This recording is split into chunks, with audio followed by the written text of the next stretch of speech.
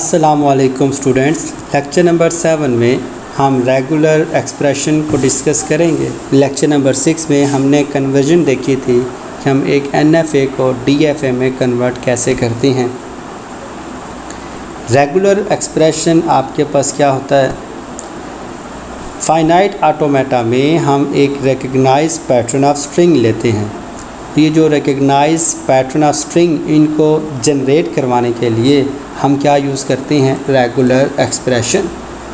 Regular expression हमारे पास एक algebraic formula होता है जिसकी जो वैल्यू हैं वो हम कैसे डिसाइड करते हैं, जैसे हमारा पैटर्न होगा और इधर लिखा हुआ है whose value is a pattern consisting of set of string called language of expression।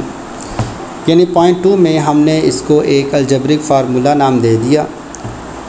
Third point में ये लिखा है कि it is use to represent the regular language. आपने एक रेगुलर लैंग्वेज को अगर रिप्रेजेंट करवाना है तो रेगुलर एक्सप्रेशन उस चीज़ को रिप्रेजेंट करेगा, और अगर वो उसको प्रॉपर रिप्रेजेंट नहीं कर पाया तो हम बोलेंगे कि वो जो लैंग्वेज है वो रेगुलर लैंग्वेज नहीं है। तो रेगुलर एक्सप्रेशन का हमने इंट्रो देख लिया। अब रेगुलर एक्सप्रेशन में कुछ टर्मिनोलॉजी हैं, हमें उनका पहले पता होना चाहिए। पहले हम इनकी एग्जांपल देख लें कि एक्सप्रेशन किस तरह होगा। इधर लिखा हुआ है एक रेगुलर एक्सप्रेशन बनाएं जिसमें सारे कम्बिनेशन ऑफ जो एज हैं वो शामिल हों। दूसरी एग्जांपल में ये लिखा हुआ है एक ऐसा रेगुलर एक्सप्रेशन आपने बनाना है जिसके अंदर ए और बी, हर स्ट्रिंग के अंदर ए और बी का कम्बिनेशन ज़रूरी है।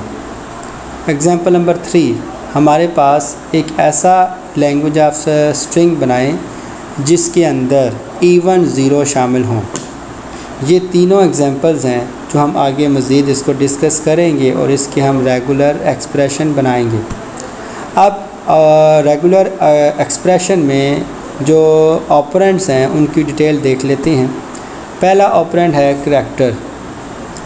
करैक्टर हमारे पास क्या होगा, करैक्टर हमारे पास एक अल्फ़ाबेट सेट होगा जिसके ऊपर हम रेगुलर एक्सप्रेशन को डिफ़ाइन करेंगे, एग्जाम्पल करेंगे, साथ में ये करैक्टर की समझ आ जाएगी।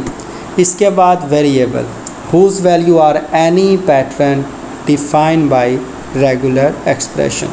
हम इसमें जो वेरिएबल ऐड करते हैं ए, बी या 0 या 1, उनकी जो वैल्यूज़ होंगी वो कैसे हम डिफ़ाइन करेंगे, जिस तरह हमारा रेगुलर एक्सप्रेशन होगा। इसके बाद epsilon which denote the empty string containing no character. Epsilon की हमें ज़रूरत पड़ेगी जहाँ पे हमें नल स्ट्रिंग ऐड करनी पड़ जाती है, तो हम इसकी हेल्प लेंगे। इसके अलावा लास्ट चीज़ आती है नल। एप्सिलॉन और नल में फ़र्क ये है कि एप्सिलॉन में क्या बोला गया, denotes the empty string containing no character, और जो एम्प्टी स्ट्रिंग है उसको रिप्रेजेंट के कौन करता है, नल उसको क्या करता है, रिप्रेजेंट करता है। ये हमारे पास ऑपरेंड थे जो हमें रेगुलर एक्सप्रेशन में इस्तेमाल करते हैं। इसके अलावा कुछ ऑपरेटर का भी डिस्कस कर लें। ऑपरेटर में हमारे पास अगर एक एग्जांपल हम लेते हैं कि हमारे पास दो रेगुलर एक्सप्रेशन हैं R1 और R2, हम उनको कैसे यूज़ करेंगे। अगर तो हमने इनका यूनियन लेना हो तो हम इसको कैसे लिखेंगे, R1 + R2, या अगर हमने इनका कॉन्कैटिनेशन, जिसको हम इंटरसेक्शन भी बोल सकते हैं, तो हम इनको प्रोडक्ट की फॉर्म में लिखेंगे। इसके अलावा ये पहले हम कर चुके हैं क्लीन क्लियर प्लस और क्लीन क्लियर स्टार। हम इसको रिप्रेजेंट करेंगे R1 प्लस और R1 स्टैरिक से। ये जी हमारे पास रेगुलर एक्सप्रेशन की थ्योरेटिकल पोर्शन था। अब हम टोटली इसको अप्लाई करेंगे एग्जांपल पे, मैक्सिमम एग्जांपल्स करेंगे ताकि आपको रेगुलर एक्सप्रेशन की समझ आए। हमारे पास ये एक एग्जांपल है। इस एग्जांपल का मतलब ये है कि बोला गया है रेगुलर एक्सप्रेशन बनाएं जो क्या है आपका क्लीन क्लियर प्लस है। अब इसकी एग्जांपल हमारे पास क्या होगी, इसमें हम कह सकते हैं कि 3A है, 2A हैं, 4A हैं, 5A हैं। तो इसका मतलब ये होगा कि आपके पास A प्लस का मतलब ये होगा कि आपके पास ए के कितने भी लेटर हमने शामिल करने हों हम शामिल कर सकते हैं। इसके बरक्स हम देते हैं ए स्टैरिक। ए स्टैरिक में हमारा डिफरेंस क्या होता है, हम इसमें एक नल स्ट्रिंग शामिल कर लेते हैं जो कि ए स्टैरिक को ए प्लस से डिफ्रेंशिएट कर देती है। बाकी इसमें भी आप एक ए ले सकते हो, 2 ए ले सकते हो, 3, 4, 5, 6 इकट्ठे ए ले सकते हैं। इसके अलावा आपके पास ये एक एक्सप्रेशन है ए प्लस बी। ए प्लस बी हमारे पास ऐसे ही है जैसा कि और ऑपरेशन होता है, लेकिन इसमें हम एक ही चूज़ करते हैं, या अगर हमने ए चूज़ करना है तो बी चूज़ नहीं करेंगे, अगर बी चूज़ करना है तो हम ए चूज़ नहीं करेंगे, इनमें से एक स्ट्रिंग को हम चूज़ करेंगे। वेरी इम्पॉर्टेंट रेगुलर एक्सप्रेशन जो आगे आप देखोगे बहुत ज़्यादा इस्तेमाल होगा, ए प्लस बी स्टैरिक। ए प्लस बी स्टैरिक में हमारे पास क्या क्या कम्बिनेशन आ सकता है। ए प्लस में हम कोई भी पेयर बना सकते हैं। हम ए प्लस बी का जो स्टैरिक है पहले तो हम नल से स्टार्ट ले सकते हैं। हम इस एक्सप्रेशन में ए को चूज़ कर सकते हैं एक दफ़ा, बी को भी चूज़ कर सकते हैं दूसरी दफ़ा। अगर हमने एक दफ़ा ए चूज़ कर लिया, दोबारा लूप लगाया, आप दोबारा से एक ए चूज़ कर सकते हो। अगर आपने एक लूप लगा कर बी चूज़ किया, दोबारा लूप लगाएं तो हम दोबारा से बी को चूज़ कर सकते हैं। इसमें ए और बी लिखा हुआ है, यानी आपने पहला लूप लगाया तो ए आ गया, दूसरे लूप में हमने क्या लगा लिया, बी ले लिया। तो जितने दफ़ा आप लूप लगाएंगे आप इनमें से ए या बी को चूज़ कर सकते हो। अगर आपने एक एक्सप्रेशन बनाना है ए बी बी ए, तो आपने पहला लूप लगाया तो आपने ए चूज़ कर लिया, दोबारा लूप लगाया आपने बी चूज़ कर लिया, फिर दोबारा लूप लगाया आपने बी चूज़ कर लिया, फिर अगेन आपने लूप लगाया तो आपने ए चूज़ कर लिया। मतलब इसमें आपके पास कोई भी एक्सप्रेशन होगा तो आप ए प्लस बी इस तरीके से बना सकते हो। मैं एक एग्जांपल देता हूँ। आपके पास एक नंबर है 0 से 9। अब 0 से 9 आपके पास नंबर है, आपको बोला जाता है कोई भी एक डिजिट बनाएं, आपने 1500 बनाना है, तो आप 1 को उठाओगे, 5 को उठाओगे और 2 0 उठा लोगे, आपका 1500 बन जाएगा। बोला जाएगा कि आपने 1650 बनाना है, तो आप 1 को उठाओगे, 6 को उठाओगे, 5 को उठाओगे, 0 को उठाओगे। तो इस तरह हमने क्या करना है, ए प्लस बी जो होल स्टैरिक है हम उसको लेंगे और इसको इस्तेमाल बहुत ज़्यादा करेंगे। हम और एग्जांपल डिस्कस करते हैं, ये बेसिक एग्जांपल थी। अब इस एक्सप्रेशन का क्या मतलब है, इस एक्सप्रेशन का मतलब ये है कि कोई भी स्ट्रिंग बना लें लेकिन उसका फर्स्ट लेटर ए होगा, बाकी आगे कोई भी लेटर आ सकता है, लेकिन कंडीशन क्या है, आपके पास ए फर्स्ट लेटर आएगा। ये देख सकते हैं मैंने स्ट्रिंग ऐड की हैं, मैंने लिखा हुआ है ए, मैंने लिखा हुआ है ए बी बी ए, इसके अलावा मैंने लिखा हुआ है ए डबल बी या ट्रिपल बी ए। ये सारी चीज़ें हम लिख सकते हैं, लेकिन आप देख सकते हो इसकी पहली जो वेरिएबल की वैल्यू है वो कौन सी है, ए है। अगर हम इसमें देखें कि अगर हम ये स्ट्रिंग लेके जाते हैं बी या बी ए या बी ए बी बी, ए तो मौजूद है लेकिन ए आपका स्टार्ट में मौजूद नहीं है, लिहाजा ये हमारे पास एक रिजेक्टिंग स्ट्रिंग में शामिल होंगी। एक और एग्जांपल लेते हैं, that is very important example. लिखा हुआ है डबल ए बी हो, ए बी हो, बी ए हो, डबल बी हो, लेकिन उसके ऊपर स्टैरिक लगा दिया।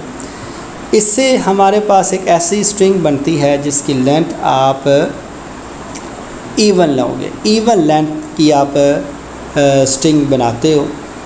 अब इवन लेंथ की स्ट्रिंग कैसे बन सकती है, आपने इनमें से एक चीज़ को चूज़ करना है एक लूप लगाते वक्त। अगर आपने एक चूज़ कर लिया डबल ए, तो ये कौन सी लेंथ हुई, इवन।